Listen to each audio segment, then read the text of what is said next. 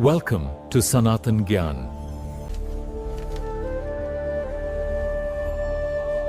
नमस्कार और इस विशेष सत्र में आपका स्वागत है। आज हम धम्मपद के 21वें अध्याय पर एक गहरी नजर डालने वाले हैं। जी, ये है पकिण्यक वग्ग, मतलब विविध विषय। इसमें कई अलग अलग तरह की गाथाएं और कहानियां हैं। हाँ, तो हमारे पास धम्मपद के अनुवाद के कुछ अंश हैं और आज कोशिश रहेगी कि इन पुरानी शिक्षाओं से प्रैक्टिकल ज्ञान निकालें। बिल्कुल, जैसे कि छोटी खुशियां छोड़कर बड़ी शांति कैसे मिलती है, या फिर दुश्मनी का क्या करें। और ये मन को साधना, सच को समझना, ये सब कैसे होता है। हाँ, तो चलिए शुरू करते हैं।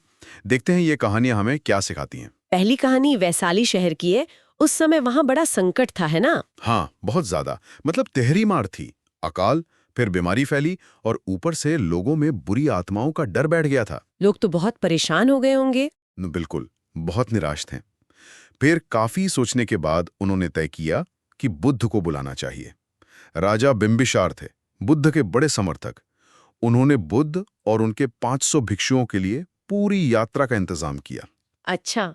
और बुद्ध मान गए। हाँ, बुद्ध जानते थे कि उनके जाने से बहुत लोगों का भला होगा, तो वो सहमत हो गए। और कहते हैं कि जैसे ही बुद्ध वैशाली पहुंचे, कुछ चमत्कार सा हुआ। हाँ, ऐसा वर्णन है। भारी बारिश हुई जिससे शहर धुल गया, साफ हो गया, और वो जो बुरी आत्माओं का डर था वो भी जाता रहा। फिर आदरणीय आनंद ने कुछ पाठ किया था। जी, उन्होंने शहर में घूमकर रतन सुत्ता का पाठ किया। ये बुद्ध, धम्म और संख्य गुणों पर आधारित एक बहुत शक्तिशाली पाठ माना जाता है।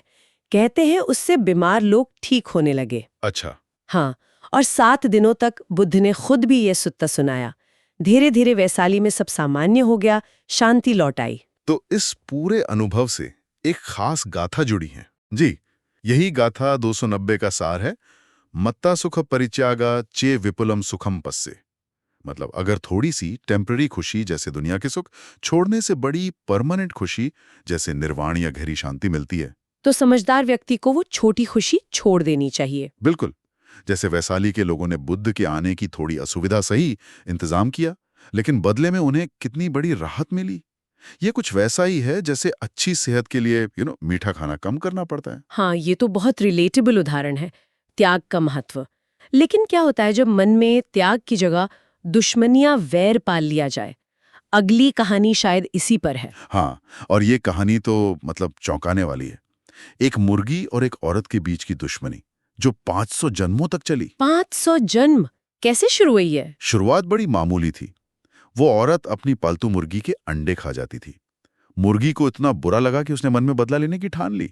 और फिर ये सिलसिला चलता रहा। हाँ, अगले सत्र में मुर्गी बन गई बिल्ली और औरत बन गई मुर्गी। बिल्ली ने मुर्गी के बच्चे खा लिए, फिर वो तेंदुआ और हिरण बने। मतलब हर जन्म में एक ने दूसरे को मारा।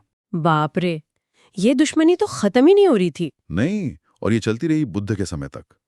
तब एक का जन्म हुआ औरत के रूप में और दूसरी बनी एक यक्षिणी, एक तरह की आत्मा। अच्छा। एक दिन वो औरत अपने बच्चे के साथ थी। यक्षिणी ने उसे देखा और पहचान लिया, अपना पुराना दुश्मन। औरत डर गई और बच्चे को लेकर भागी सीधे जेतवन मठ, जहां बुद्ध उपदेश दे रहे थे। और उसने बच्चे को बुद्ध के चरणों में रख दिया। हाँ, यक्षिणी भी पीछे पीछे आई, पर मठ के गेट पर जो देव थे उन्होंने उसे रोक दिया। फिर बुद्ध ने क्या किया? बुद्ध ने दोनों को अपने पास बुलाया। उन्होंने समझाया कि देखो, तुम्हारी ये दुश्मनी सदियों से चली आ रही है। और फिर उन्होंने वो मशहूर बात कही, कौन सी? वैर से वैर कभी शांत नहीं होता, ये केवल अवैर से ही शांत होता है। मतलब बिना वैर के प्रेम, कृपा या मैत्री भाव से ही दुश्मनी खत्म होती है। इस उपदेश का असर हुआ होगा। बहुत गहरा असर हुआ। यक्षिणी ने बुद्ध, धम्म और संघ की शरण ली, और वो औरत सोतापत्ति फल को प्राप्त हुई, जो ज्ञान के रास्ते पर पहला बड़ा कदम है। तो ये कहानी हमें सिखाती है गाथा 291 का मतलब। हाँ, परो दुःखुपदानेन अत्तनो सुखम इच्छति, यानी जो दूसरों को दुख देकर अपना सुख चाहता है वो तो दुश्मनी के जाल में फंसा ही रहता है। वो क्रोध से कभी मुक्त नहीं हो पाता। टीका में भी कहा है कि वैर एक आग है जिसे सिर्फ खंती, मतलब धैर्य और सहनशीलता से ही बुझा सकते हैं। वैर की आग से निकलकर अब उन भिक्षुओं की बात करते हैं जो शायद अपना असली काम भूल गए थे, भद्य नगर वाले। हाँ, बिल्कुल। कुछ भिक्षु थे वहां, उनका मुख्य लक्ष्य तो था अरहत फल पाना, मतलब पूर्ण ज्ञान। पर वो लोग इस लक्ष्य को भूलकर सुंदर सुंदर चप्पलें बनाने में लग गए थे। चप्पलें बनाने में। हाँ, मतलब गैर जरूरी काम में। जब बुद्ध को ये पता चला तो उन्होंने उन्हें टोका, समझाया। और इसी से जुड़ी है गाथा 292। जी, ये सम चक्काया गदा सती, मतलब जो करने लायक काम है जैसे ध्यान करना, ज्ञान बढ़ाना, उसे तो छोड़ दिया, और जो नहीं करने लायक है जैसे ये चप्पलां बनाना, उसमें लग गए। ऐसे अभिमानी और आलसी लोगों के दोष, मतलब मन की गंदगी, आसव, वो बढ़ते जाते हैं। लेकिन बुद्ध हमेशा रास्ता भी दिखाते हैं, तो इसका उपाय क्या बताया? बिल्कुल, अगली गाथा 293 में उपाय है। ये सम चक्काया गदा सती, जो लोग लगातार कायागता सती का अभ्यास करते हैं, यानी शरीर की असलियत पर ध्यान देते हैं कि ये नश्वर है, अशुद्ध है, मतलब शरीर से मोह कम करना। हाँ, एक तरह से, और जो करने लायक कामों पर ध्यान देते हैं वो गलत कामों से बचते हैं। ऐसे जागरूक लोगों के दोष अपने आप खत्म हो जाते हैं। कायागता सती हमें याद दिलाती है कि ये शरीर परमानेंट नहीं है, इससे ज्यादा अटैचमेंट दुख ही देगा। शरीर की नश्वरता से आगे बढ़ते हैं। एक और कहानी है जो थोड़ी पहेली जैसी लगती है, लखुंटक भद्दिया की। हाँ, आदरणीय लकुंटक भद्दीय, वो कद में छोटे थे। एक दिन बुद्ध ने कुछ भिक्षुओं से उनके बारे में कहा, उस भिक्षु को देखो, उसने माता और पिता दोनों की हत्या कर दी है और बिना किसी दुख के घूम रहा है। ये सुन के तो भिक्षु चौंक गए होंगे। हत्या? बिल्कुल चौंक गए। उन्होंने बुद्ध से पूछा कि इसका क्या मतलब है। तब बुद्ध ने समझाया कि ये एक रूपक है, एक अरहत यानी ज्ञानी भिक्षु के बारे में है, जिसने अपने अंदर के दुश्मनों को मार दिया है। अंदर के दुश्मन? अच्छा, ये माता पिता कौन है फिर? यहां माता का मतलब है तृष्णा, तणहा, हमारी अंतिम इच्छाएं चीजों के लिए, जीवन के लिए। और पिता का मतलब है अहंकार, मान, अस्मिमान, वो मैं और मेरा वाला भाव।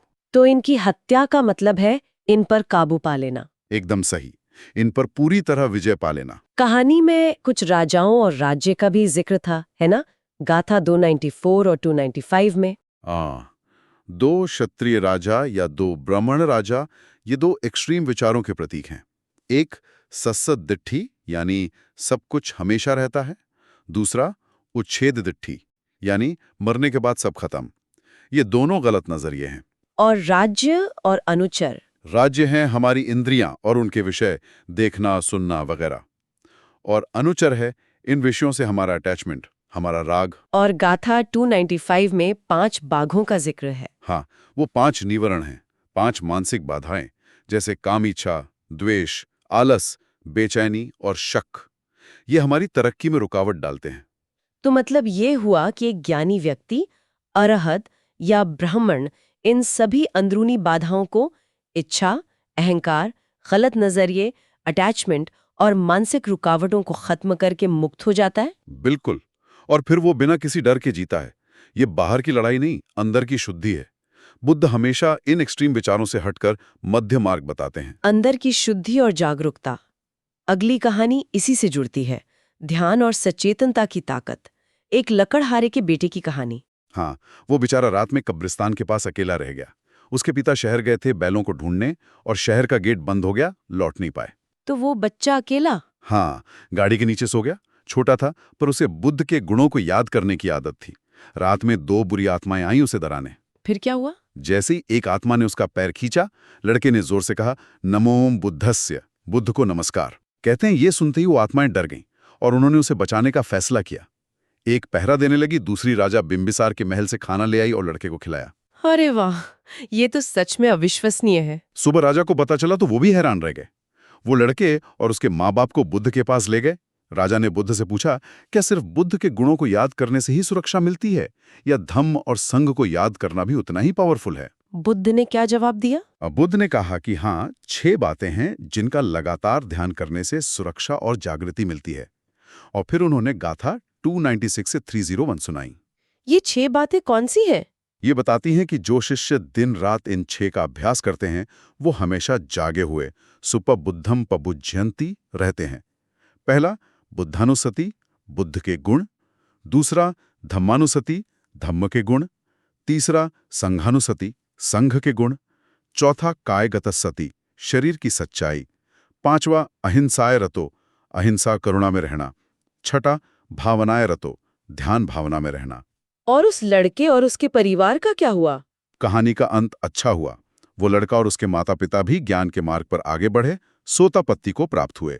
ये दिखाता है कि कैसे साधारण अभ्यास भी मन को कितना मजबूत बना सकते हैं। लेकिन जीवन हमेशा इतना आसान नहीं होता, खासकर आध्यात्मिक रास्ते पर। अगली कहानी शायद इसी मुश्किल को दिखाती है। हाँ, वज्रदेश का एक भिक्षु था।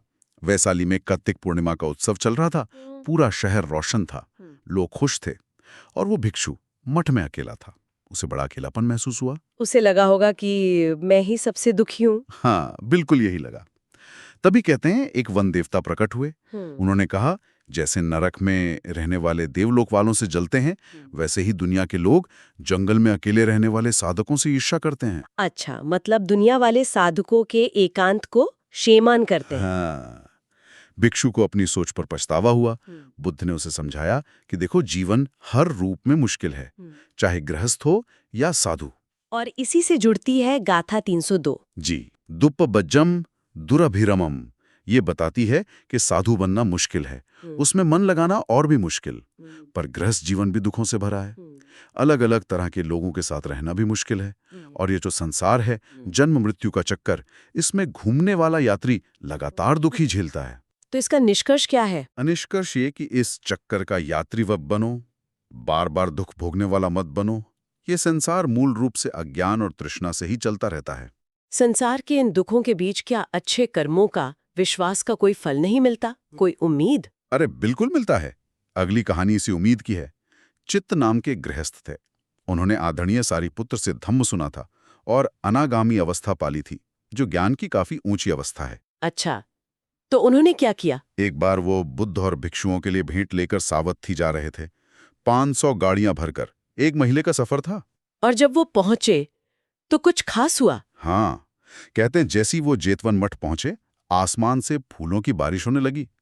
वो 1 महीने तक वहां रहे, दान देते रहे। और चमत्कार ये था कि देवता उनकी सामग्री कभी कम नहीं होने देते थे, पूरी करते रहते थे। कमाल है। और जब वो लौटने लगे और अपना बचा हुआ सारा सामान भी दान कर दिया, तो देवताओं ने उनकी खाली गाड़ियों को कीमती चीजों से भर दिया। ये देखकर आदरणीय आनंद ने जरूर बुद्ध से कुछ पूछा होगा। हाँ, उन्होंने पूछा कि क्या चित्त को ये सम्मान और सौभाग्य सिर्फ बुद्ध के पास ही मिलता है? तो बुद्ध ने जवाब दिया और गाथा 303 समझाई, सद्दो सीलेन संपन्नो। इसका क्या मतलब है? मतलब जो इंसान श्रद्धा, सद्धा, शील, सील, यश, यश और भोग, भोग से युक्त होता है, वो जहां भी जाता है सम्मानित होता है। यहां श्रद्धा का मतलब अंधविश्वास नहीं, बल्कि समझ पर आधारित विश्वास है। शील मतलब अच्छा आचरण, यश मतलब अच्छी रेप्यूटेशन, और भोग मतलब साधनीय संपत्ति जिसका वो सदुपयोग करे। तो विश्वास और अच्छे आचरण की शक्ति दूर तक जाती है, लेकिन क्या ये गुण दूर से भी दिख जाते हैं, पहचान में आ जाते हैं? अगली कहानी बिल्कुल इसी बात पर है। अनाथ पिंडिक की बेटी थी चूल सुभद्दा। उनकी शादी हुई थी उग्गनगर में।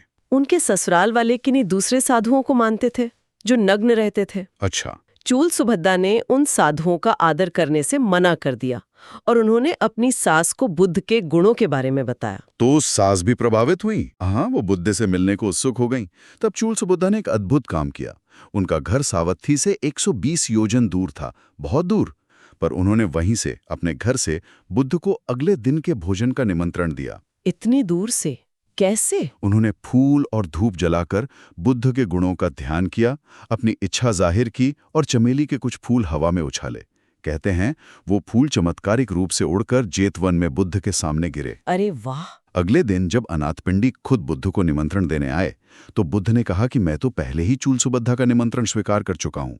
अनाथपिंडिक हैरान रह गए कि वो तो इतनी दूर रहती है। तब बुद्ध ने समझाया होगा। हाँ, तब बुद्ध ने गाथा 304 कही, संतो दूरे पक्का संति। मतलब सज्जन लोग, संतो, हिमालय पर्वत की तरह दूर से भी चमकते हैं, उनके गुण दिखाई देते हैं, जबकि दुर्जन, असंतो, पास होते हुए भी रात में छोड़े गए तीर की तरह दिखाई नहीं देते। और फिर बुद्ध उकक गए। हाँ, अगले दिन बुद्ध और भिक्षु संग हवा के रास्ते, कहते हैं शक देवों के राजा द्वारा बनाए गए रथों में उग्ग पहुंचे। वहां पूरे परिवार ने उनका बहुत सम्मान किया।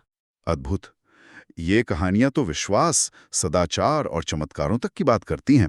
आखिर में एक कहानी एकांत के महत्व पर भी है। जी हाँ, एक भिक्षु थे, आदरणीय एका विहारी। उनका नाम ही शायद उनके स्वभाव से जुड़ा था। वो अक्सर अकेले रहते थे, एकांत में। दूसरे भिक्षुओं को ये ठीक नहीं लगा। हाँ, कुछ भिक्षुओं को लगा कि ये ठीक नहीं है, उन्हें संघ के साथ रहना चाहिए। लेकिन बुद्ध का क्या कहना था? बुद्ध ने उनकी तारीफ की, उन्हें मेरा पुत्र कहा और कहा कि एकांतवास भिक्षु के लिए अच्छा है। और फिर उन्होंने गाथा 305 कही, एको आसनम एको संयम। इसका क्या अर्थ है? जो अकेला बैठता है, अकेला लेटता है, अकेला चलता है, मेहनत से अभ्यास करता है और अकेले ही खुद को साधता है, उसे वन में रहने में आनंद पाना चाहिए। वनंते रमितो सिया। तो एकांत या वनवास क्यों महत्वपूर्ण माना गया? टीका में इसके फायदे बताए हैं, जैसे इससे एकाग्रता पाने में मदद मिलती है, मन कम भटकता है, अगर आप नैतिक रूप से ठीक हैं तो भय पर काबू पाने में मदद मिलती है, और एकांत का एक अपना आनंद है, वो महसूस होता है। ये बुराई यानी मार पर विजय पाने में भी सहायक है। तो आज हमने धम्मपद के इस विविध अध्याय से वाकई बहुत कुछ सीखा। छोटी खुशियों का त्याग करके बड़ी शांति पाना, वैर को मैत्री से जीतना, शरीर और अपने कामों के प्रति जागरूक रहना, अंदर के दुश्मन तृष्णा, अहंकार, इन पर काबू पाना, बुद्ध धम्म संघ के गुणों को याद करना, जीवन की मुश्किलों को समझना, चाहे वो किसी भी रूप में हो, श्रद्धा और अच्छे आचरण का सम्मान पाना, और खुद को साधने के लिए एकांत का महत्व, ये सब बातें निकल कर आई। सही कहा। और सबसे दिलचस्प बात यह है कि ये कहानियां, ये गाथाएं 2000 साल से भी ज्यादा पुरानी है, पर आज भी कितनी काम की है ना? बिल्कुल, यह मानव स्वभाव, नैतिकता, शांति की तलाश, दुख से कैसे निकलें, इन सब पर बहुत गहरी बातें बताती हैं। ये सिर्फ पुरानी कहानियां नहीं, एक तरह से जीवन जीने की गाइड हैं।